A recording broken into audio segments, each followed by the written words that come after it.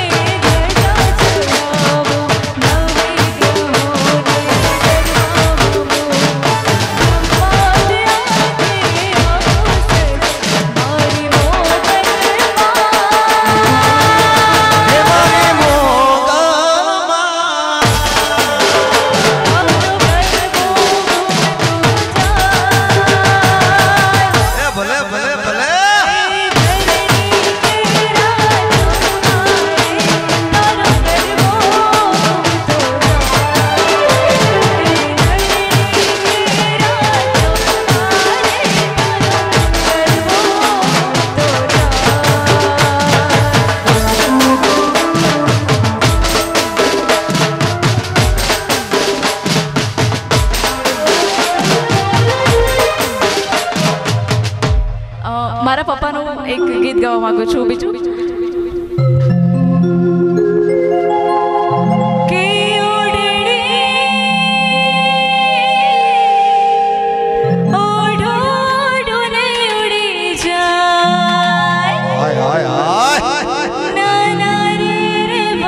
વાત કરો છો